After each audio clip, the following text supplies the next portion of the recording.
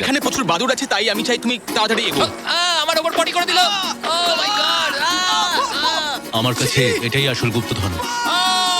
আমার হাতে লেগে এখানে গেছে। চলো নোলান, এখান থেকে তাড়াতাড়ি বেরিয়ে চলো। এখানে থাকার কোনো মানেই হয় না, এখানে কত ধন নেই। এখন একটা মন্দির বাকি আছে যেখানে গুপ্তধন থাকতে পারে, আর যেহেতু অন্ধকার হয়ে এসেছিল ছেলেরা মশাল জ্বালিয়ে নাও। চলো পরের অ্যাডভেঞ্চারে। যদি পরের প্রাচীন মন্দিরে ঢোকার আগে মশালগুলো নিভে যায় তাহলে আমি খুব দুঃখ পাবো। মন্দির মন্দির মন্দির, মশালের আলোতে চারিদিকটা মায়াবী লাগছে। দেখা যাক এবার আমাদের জন্য কি অপেক্ষা করে আছে।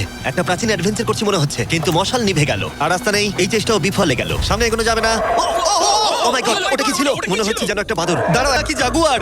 এই ভিডিওটা এত ভয়ঙ্কর হয়ে উঠছে কেন? আজকে রাতটা ভালো করে ঘুমিও, কারণ সকালে একটা বড় সারপ্রাইজ আছে।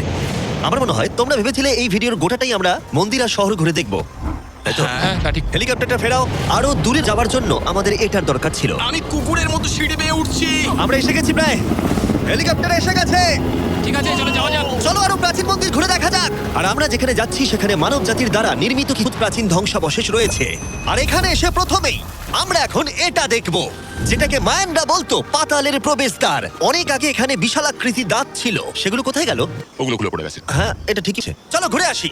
ওয়াও, এটা অসাধারণ। এখানে কিছু জিনিস আছে যেগুলো সত্যি সত্যি দর্শনীয়, দারুণ। যেমন ধরুন এই মিডল ওয়াও, স্ট্রাকচার। আমার মনে হয় এই বিল্ডিংটা একটা মন্দির ছিল।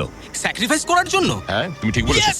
অন্তত একটা ঠিক বললাম। বাহ, খুব ভালো। টুপিটা পড়ে গেছে। কিন্তু গাইড যা দেখাতে চাইছিল সেটা ছিল আসলে একটা গুহা। মায়ানরা বিশ্বাস করতে এখান থেকে মানুষের উৎপত্তি। মায়ানরা বিশ্বাস করতেন যে মানুষ গুহা থেকেই এসেছে। গুহার গভীরে থাকা গাছটাকে ওরা বলতো জীবন বৃক্ষ, এবং তারা বিশ্বাস করতো এই গাছ থেকেই মানব জাতির যা এই গুহার গভীরে আছে। এটা খুবই পবিত্র হ্যাঁ। জায়গা যে আমরা এখানে ঢুকতে পারি না, আমাদের আত্মাদের থেকে অনুমতি চাইতে হয়। যদি আমি বাজি ধরতাম তাহলে বলতাম আত্মারা নোলানকে মেনে নেবে না। Oh my God! আর যখন আমরা গুহায় ঢুকলাম, ওয়াও, ঠিক আছে, এটা দেখে পবিত্র মনে হচ্ছে।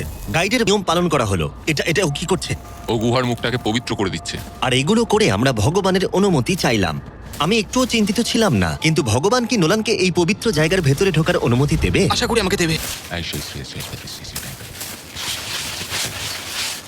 আমার মনে হয় এটা ভালো। এটা কি হচ্ছে? ঠিক আছে, ও ও কি ভালো?